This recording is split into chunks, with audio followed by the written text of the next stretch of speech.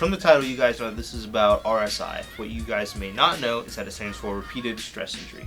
Now, repeated stress injury is essentially what happens to people that use computers a lot, specifically a mouse and keyboard. Now, I used the Logitech MX Master this past summer when I started developing RSI in my wrist. Now, the Logitech MX Master is actually known for how ergonomic it is. It curves your hand to its natural resting point while you're using the mouse. Now, I was using it in such a way that my chair was much lower than where my table was, so my wrist was like this.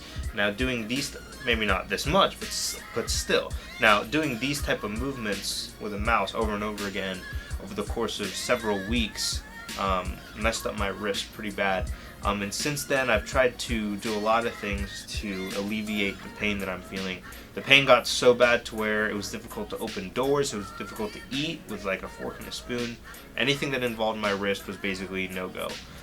So what I did for a while was I used one of these things, which is basically a wrist brace. So my wrist would slip into brace, and I would go on using my hand to type and to use my mouse normal way. Now this gets in the way and it wears and it'll tear, and not a very good option.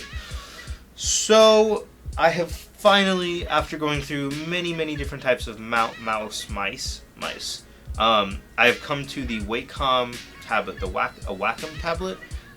It's essentially a tablet that uses a special type of pen to track what's going on around your screen. So essentially, if you see here, there's dots, there's a grid of dots along the active area of the tablet, which is just this glass surface. Basically, the top left dot corresponds to the top left point on my screen, and the bottom right dot corresponds to the bottom right point on my screen. Now, the confusing part of this, there's a learning curve, is that when most people use a mouse, they take the mouse, put it down, and then they do one of these motions to get the mouse to the top right.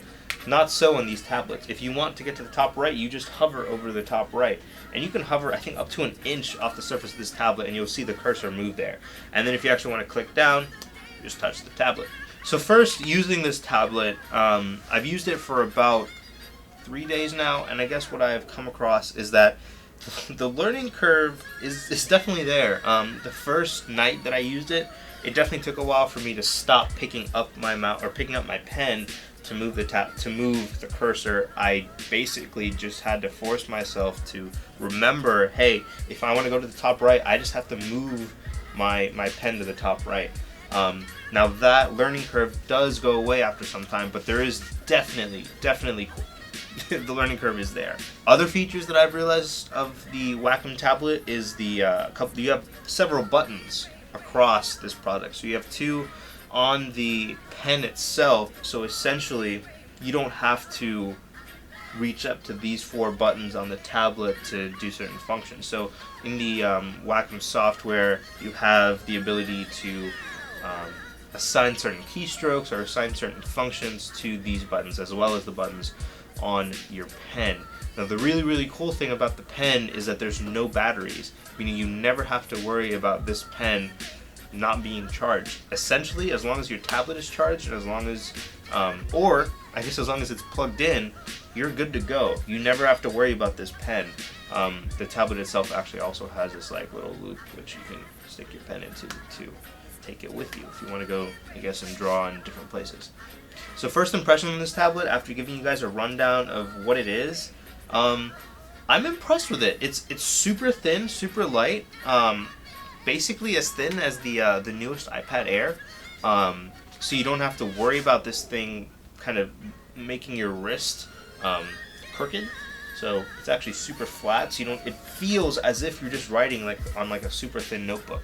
The surface of the tablet itself does have a bit of texture to it. It's glass, but it does have this rough texture to it.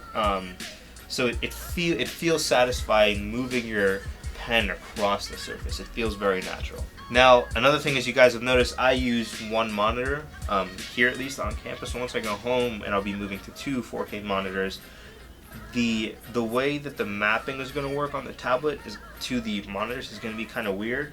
So I guess what's going to end up happening is the left half of the tablet is going to be my left monitor, and the right half of the tablet is going to be my right monitor. I'm not sure how well that's going to go. That's something I'm going to have to report back on later. But so far, I'm very satisfied with it. But hey, it's only been a few days, so until I guess my full review comes up in a few weeks, stay tuned. I'm really excited to use this, and I'm so happy that I'm not actually feeling any pain in my wrist. It feels super natural.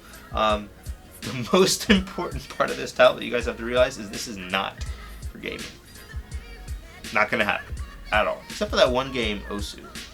I could get into that, but that's a story for a different day. So until next time, guys, thank you for watching, and I will see you guys in the next one.